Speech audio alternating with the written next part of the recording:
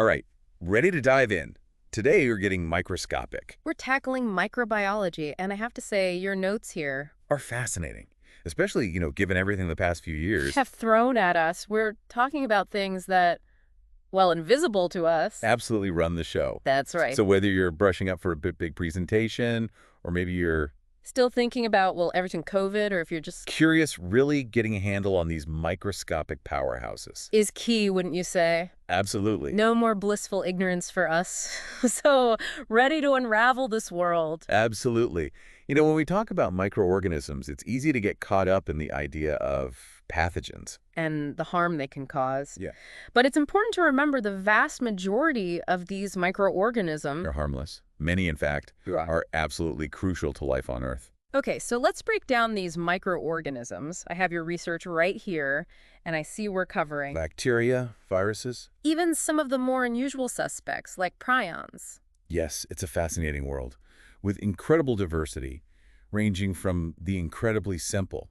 To the remarkably complex, and to really grasp their impact. We need to understand this diversity. Well, why don't we start small and then work our way up? I mean, what's smaller than viruses, really? Viruses are so incredibly small that they're actually not even visible with a typical microscope. And yet, as we've seen with the COVID-19 pandemic, they can bring the entire world to a standstill. It's amazing, isn't it, how something that tiny can have such a massive effect. I mean, they're basically... Little packages of genetic material, right? That's it. Basically DNA or RNA, and they're encased in this protein coat.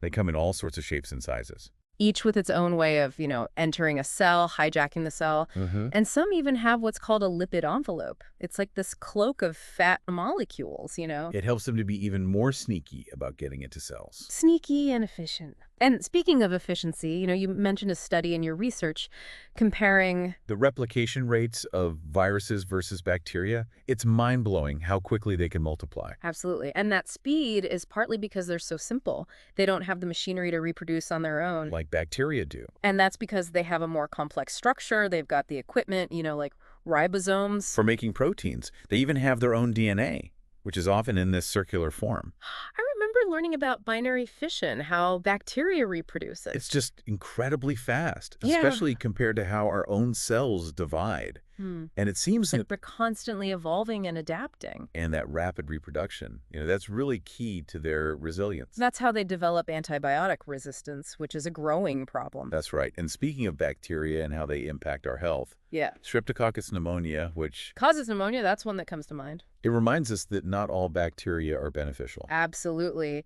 A lot of bacteria are really important for us, for our gut, for the environment. But some, well, they're pathogenic. And with the rise of antibiotic resistance, it's more important than ever. That we understand these harmful bacteria Right. and how we can develop new strategies to target them. It's like this constant arms race. But we're getting ahead of ourselves. There are other... Players in this microscopic world to meet. So after bacteria, what's next on the complexity ladder? Well, next up we have fungi. And they run the gamut, from single-celled yeasts, like what we use to bake bread with. To those multicellular mushrooms that you find in the forest, fungi are really a fascinating branch. On the tree of life. I know, it's incredible how diverse they are, right? I mean, we rely on yeast for something as enjoyable as bread. And then other fungi, they can cause infections like athlete's foot or even... More serious conditions. Absolutely. And when you compare them to bacteria, their complexity takes another step forward. Fungi actually have what's called a defined nucleus, which holds their genetic material. So that makes them structurally more similar to our own cells. Fascinating. Okay, so we've got these single-celled powerhouses. We've got the more complex, often multicellular. Fungi. Who else is part of this microscopic world? Who are we missing in this lineup? Well, let's talk about parasites, because things are about to get a little bigger. And a whole lot more opportunistic. Yes, parasites. They're like that roommate who never pays rent. But they always seem to take more than their fair share. I like that analogy. You've got your single-celled amoebas like Naegleria fowleri. Now, it can cause some serious... Brain infections, though it's rare. And then you've got your parasitic worms, which are responsible for diseases like schistosomiasis. And parasites, they really demonstrate this incredible range in terms of both sides. On complexity. And we can't forget about malaria, right? It's spread by mosquitoes. It's a parasitic disease that kills, hundreds of thousands of people every year. It's a stark reminder of just how much of an impact these organisms can have. Absolutely. By definition, a parasite is living in or on another organism. And it benefits from this relationship at the expense of its host. Right. And to really combat these parasites, we have to understand their life cycles. How they're transmitted and the really complex ways that they manage to, Evade our immune systems I was reading about how some parasites can actually manipulate their host's behavior. to increase their own chances of survival and transmission. It's almost sinister. I know, it really highlights how complex and fascinating the world of parasites is. But believe it or not, we've saved the most unusual for last prions. Okay, so prions, they've always been a bit of a mystery to me. They aren't technically alive, right? You're right, they're not like viruses or bacteria. Prions don't have DNA or RNA. They're actually misfolded proteins. Okay. And what they do is they can cause other proteins to misfold as well. And this creates a domino effect of damage, particularly in the brain. It's like they're contagious misfolding agents. They cause things like, Mad cow disease in cattle or Creutzfeldt-Jakob disease in humans. Exactly, precisely. And what makes prion diseases so concerning, Is that they can sometimes cross the species barrier. like what we saw with variant Creutzfeldt-Jakob disease, which was linked to eating contaminated beef. It's fascinating, a little terrifying. These prions, they're just misfolded proteins, and yet They highlight how even the smallest changes in, these building blocks of life. and have huge consequences, It really is a humbling reminder of how complex and interconnected everything is. even at the smallest levels. So we've got this amazing cast of characters in the microbial world. Each with its own unique way of interacting with the world.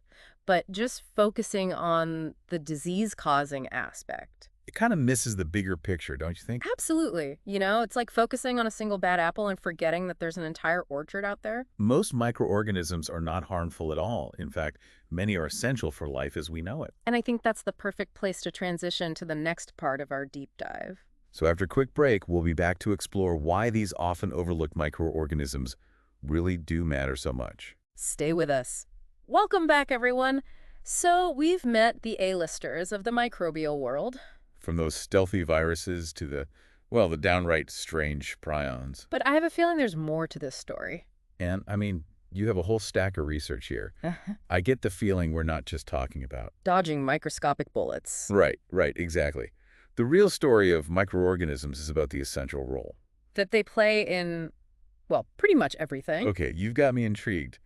So why exactly should we be giving thanks? Yet the microbial world. Let's start big picture. Let's talk about biogeochemical cycles. Okay, I have to be honest, that term has always sounded a bit intimidating. Like straight out of a textbook, I know. It sounds a lot more complicated than it is. Think about it this way. Think of the Earth like a spaceship, Okay. like this closed system. We've got a certain amount of carbon, nitrogen, oxygen, all these elements. And they're constantly being recycled, right? And guess who plays a vital role in this whole recycling process? I'm going to guess it's our microscopic friends. Exactly. Microorganisms, they're the master recyclers. They take elements and transform them into forms that other organisms can actually use. Take nitrogen fixation, for example. Now, that does ring a bell from, way back biology class. But maybe a little refresher wouldn't hurt. Of course. So nitrogen, it's essential for life. We all know that. Right. But most organisms, they can't actually use the nitrogen that's in the air. So that's where our microbial heroes come in, and specifically certain bacteria. They can convert this atmospheric nitrogen into a form that's usable. Like ammonia or nitrates. It's really the foundation of the entire food chain. Because it fuels plant growth, which then, of course, fuels everything that eats plants. Wow. So no nitrogen fixation? No food chain, no us. Pretty much. And that's just one example, right? Microorganisms are driving all these essential cycles. They break down dead matter. They release nutrients back into the soil. They even influence the air we breathe. It really is incredible how these tiny organisms can have such a massive impact. On the entire planet, really. Absolutely. Really puts things in perspective, doesn't it? It does. And speaking of perspective, we've been talking big picture, but let's bring it down. To a more personal level, let's talk about your body. Let's talk about you. Ah, yes. The human microbiome. We've been talking about viruses and parasites, and to be honest, the idea of trillions of microorganisms living inside me right now. It's a bit strange to think about. I know, it's wild, isn't it? Yeah. But it's one of the most fascinating areas of research today. In your notes here, they mentioned some really cutting-edge studies on the gut-brain axis. Okay, the gut-brain axis. Are you telling me that there's a connection between... The bacteria in my gut and my brain. Absolutely, there is. You can think of it as like a two-way communication highway. Your gut microbiome, it can actually influence your mood, Wow. your thinking, even your risk of developing neurological conditions. Okay, now that is something I definitely want to dive into. That's next level stuff. What's the latest on this connection? Well, for example, there was a fascinating study, and I know you have it in your research there. About how gut bacteria can actually influence the production of neurotransmitters. Okay. Things like serotonin. And that's the one, what is it, that helps regulate mood? Exactly. So you're saying my gut bacteria could be influencing my happiness? It's possible. It's possible. You know, research is still ongoing in this area. Right. But it really highlights just how connected our gut microbiome is. To our overall health and well-being. It's not just mood, though, right? I mean, you mentioned neurological conditions. Right, right.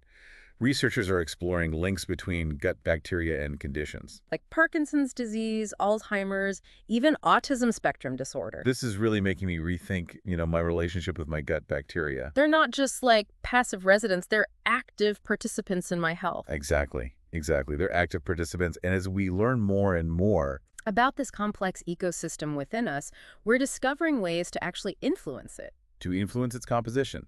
Okay. And, hopefully to improve our health. It's like a whole new frontier for medicine. It really is. It really is. It highlights just how interconnected we are with this microbial world. Both inside us and all around us. So we've gone from biogeochemical cycles, which is, the really big picture, to the intricate workings of the human microbiome. And it's pretty clear these microorganisms, they're anything but insignificant. Absolutely not. And we've only scratched the surface, really. I mean, there's so much more to explore, like their role in food production, bioremediation, cleaning up pollution. Even the search for life on other planets. It's amazing to think about. And it's a good reminder that there's always more to learn.